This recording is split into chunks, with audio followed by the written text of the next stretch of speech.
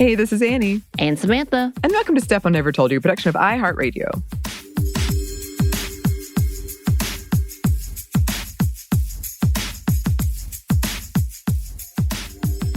And welcome to Activists Around the World. Yeah, I've changed it again. This is what we're going to keep doing. We're just going to make it. Oh, that's fun. So we are celebrating people who have or continue to do things that impact their community, our community, and therefore the world. And today we're celebrating the beautiful works of disability activist Shrutilata Singh. And Singh is a deafblind activist who is making history in India and around the world. And just in case you don't know, deafblindness is, quote, a rare condition in which an individual has combined hearing and vision loss, thus limiting access to both auditory and visual information. And this is according to the National Center of Deafblindness. And specifically for Singh, hers is a progressive deafblindness, which means she loses her sight and hearing bit by bit through her lifetime. So it has gotten progressively worse, and it is getting progressively worse, but she's actively able to still communicate and still see sign language. And so she has some accessibility, but it is getting more and more difficult for sure. Yes. And when it comes to education opportunities, the center reports educational resources and accommodation are more difficult to access due to the multiple diagnoses and due to the systems that are not set up to provide the full services that they deserve in the educational systems. Quote, because deafblindness significantly impacts a child or youth's ability to access information, communicate, and interact with other people, it has profound implications for educational services. The limited sensory channels available for learning necessitate developing a highly individualized program for each child that addresses their interest and unique ways of learning. Sensory deficits can easily mislead even experienced educators into underestimating or occasionally overestimating intelligence and constructing inappropriate programs. Assessment is crucial every step of the way. Right. And I know we've talked about the system, especially when it comes to individualized education plans and active helping for those who are in the disabled community who may need a little more assistance.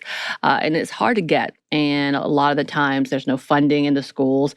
If you really want something to be done, it's probably privately funded. And I think that needs to be said overall. This is a worldwide problem. The United States is probably, I haven't looked at the statistics, not that great when it comes to working with children with special needs. And I say this as in like school level. And I have seen the testing system in order to get any type of assistance for that, and it's difficult. And if you don't know what you're doing, you can be railroaded by the system that does minimal to keep kids out of the way instead of actually educating them. So this is worldwide, and we want to make sure we address this, even though who we're talking about is based in India. Unfortunately, these experiences are, again, international.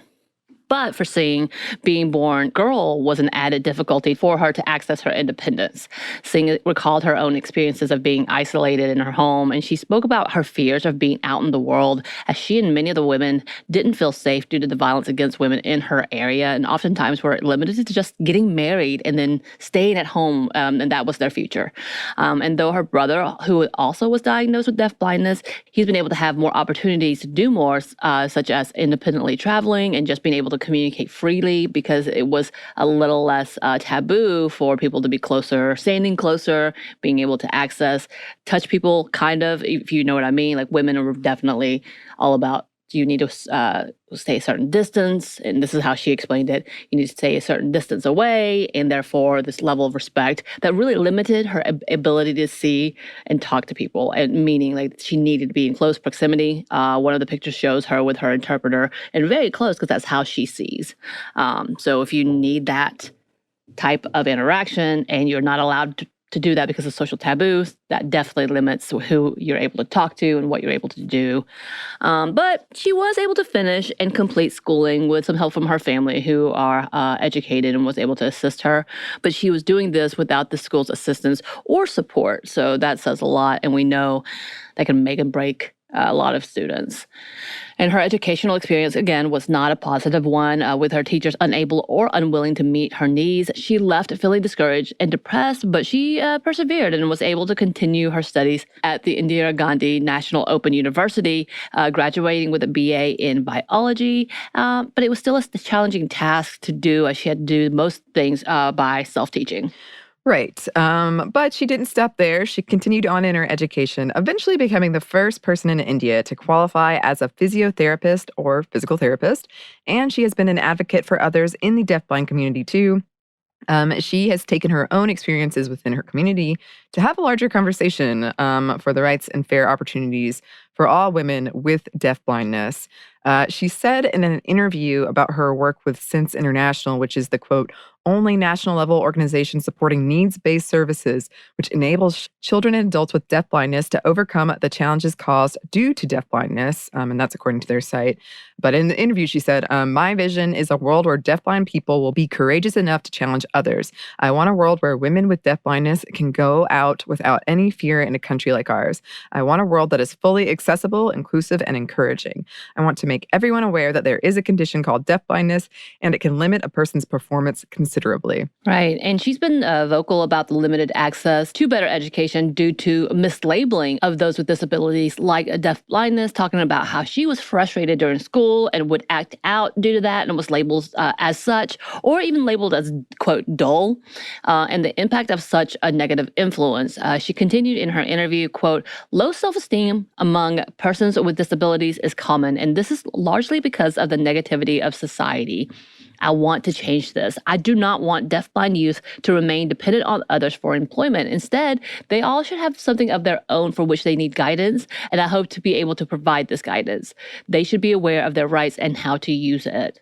And within the issues of education, she's become a fierce advocate in fostering support groups for the younger generation. In our conversations about her work with Sense International India, she states, many people with deafblindness are not so fortunate to receive support, whether emotional or financial. So what we ask from our government bodies is to build an ecosystem of support that fosters and nurtures our skills. And with that, she has emphasized the importance of accessing tech. In an interview with the Norwegian Human Rights Fund, she stressed the need for tech companies to be inclusive for people in the disabled community, as it can be a way to open up doors for communication and independence for so many. She said in her interview, technology is the key and accessibility is not a checkbox. It must be mainstreamed. When tech companies introduce new products, they need to consider us no matter what. Having a phone that magnifies text now means I can order a cab, pay for things in shops, send voice messages, use Google Transcribe, and go out into the world and flourish. And she has worked closely with Sense International as both an advocacy officer with Sense International India and public speaker as an advocate for those with deafblindness.